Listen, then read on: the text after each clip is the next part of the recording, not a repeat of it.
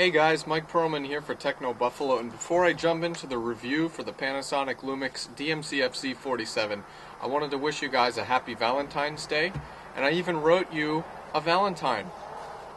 Roses are red, violets are blue. You guys are the best darn subscribers on all of YouTube. Buh.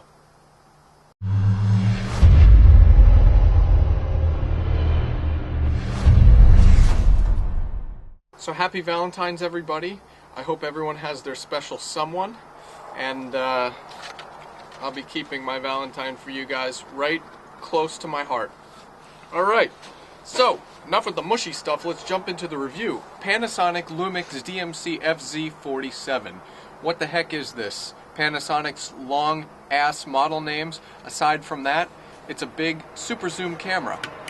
Though not as big, it's a little more compact and it's a little more budget friendly. It's got a 24x optical zoom lens.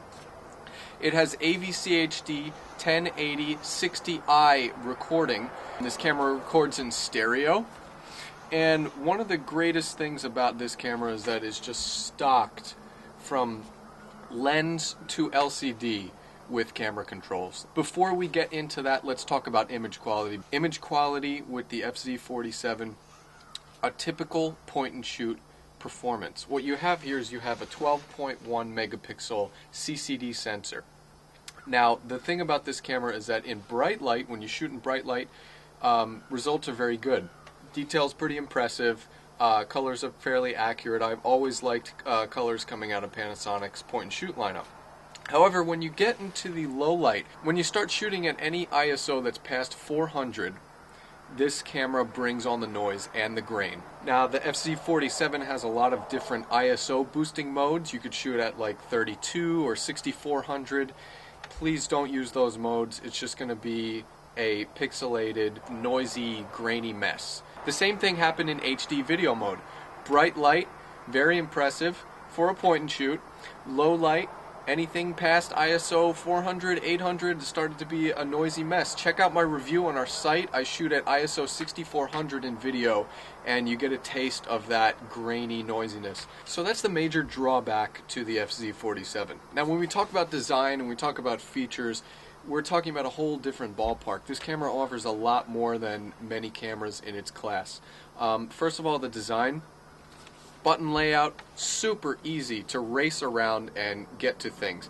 ISO levels right there. Self-timer is right here. We've got a function key. We've got a control wheel in the back that you could actually depress to click and select different options. We've got a big mode dial here. We've got HDMI mini port here. Designated video record button. So this camera on the outside strewn about with manual controls and external controls. Very impressive. Now, as far as shooting features on the FZ47, I don't even know where to begin. Let's start with the zoom. 24x optical zoom with power OIS. This is Panasonic's image stabilization system. Optical image stabilization is one of the best in its class. So what that means was I was able to zoom all the way and still keep the camera fairly steady. Now, the FZ47 at full resolution is kind of slow.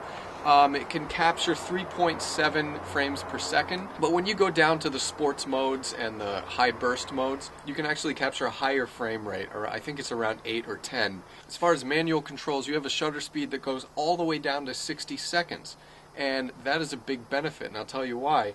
You can actually set it on a tripod, do a long exposure shoot, then you don't have to worry about the the poor ISO performance. The FZ47 also offered a lot of creative modes and creative digital filters, and the good thing was in video mode I could actually take advantage of those digital filters, and I could shoot using pinhole or expressive mode. While I'm talking about video mode, it's important to note that this camera has a full manual video mode with ISO control, also has shutter speed control and aperture control. In this price range and in this class, that's almost unheard of. So overall, the Panasonic Lumix DMC-FZ47 is stocked with features and has a great external control. The only thing limiting it for more advanced shooters is its low light performance. It's more of an entry-level camera.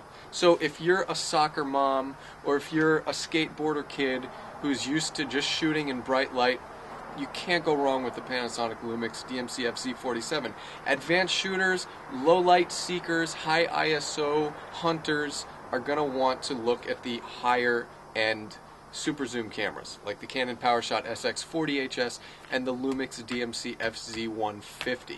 Sony also makes a very nice super zoom as well. So check those out, and be sure to check out the whole review at technobuffalo.com. I'm Mike Perlman. I hope you guys have a lovey-dovey Valentine's Day, and I'll see you guys later.